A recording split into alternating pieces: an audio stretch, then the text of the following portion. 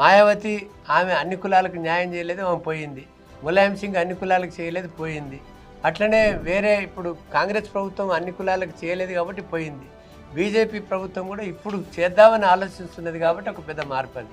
ఈ రాజ్యాంగబద్ధ సంస్థలైన ఈ higher judiciary for example ఈ రోజుకు కూడా 80% హయ్యర్ జ్యుడిషియరీ ఆధిపత్య వర్గాల చేతుల్లో ఉంది. మరి ఈ 50% క్యాప్ అనేది కావాలనే కుట్రపూరితంగా పెట్టినట్టుగా నాకు అనిపిస్తున్నది. అర్జెంటుగా దీన్ని తీసేయాలి. ఈ దేశంలో జనాభా నిష్పత్తి ప్రకారం సంపద పంచబడాలి. సమాధానం మనం చెప్పక్కర్లా.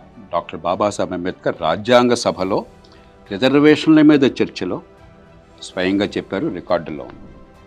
ఆర్టికల్ 15 కానీ 16 కానీ 14 కానీ మిగతా కానీ అందరికీ సమాన అవకాశం. నా దృష్టిలో ఇది అవసరం లేదు, అసలు ఈడబ్ల్యూఎస్ రిజర్వేషన్ అక్కర్లేదు. దురదృష్టం ఏంటంటే పెరుగుతున్న జనాభాకు అనుగుణంగా డిమాండ్లు పెరిగినాయి బీసీలకు. కానీ పెరిగిన డిమాండ్లకు అనుగుణంగా పెంచాల్సింది పోయి గత బీఆర్ఎస్ ప్రభుత్వం వారు పొరపాటు చేశారు. 23% వారు కుదించారు. ఈ తర్వాత వచ్చినటువంటి కాంగ్రెస్ ప్రభుత్వం కూడా 18% వచ్చింది. రజక కులము ఒక బీసీ కులాల్లో ఎస్సీ కులాల్లో వాళ్ళిద్దరు పెళ్లి చేసుకొని వాళ్ళ చంటి పాపతోని దేవాలయం పోతే అంటే 80 సంవత్సరాల స్వాతంత్రం వచ్చేంత కూడా దేవాలయంలో పోతే వాళ్ళను పిచ్చి పిచ్చి కొడితే ఆ బిడ్డ చనిపోయింది, చిన్న 2 నెలల పసిపాప. ఆ పరిస్థితి లోపల మనం ఈ విధంగా ఆలోచించడం అనేది కరెక్ట్ కాదని. సొల్యూషన్ అంటే నేను రేపు మోదీ గారు తీసుకోబోయేటువంటి ఈ సెన్సస్ ఏదైతే ఉందో ఆ సెన్స్ ద్వారానే పర్మనెంట్ సొల్యూషన్ వస్తుంది అనేది నా యొక్క ఆలోచన.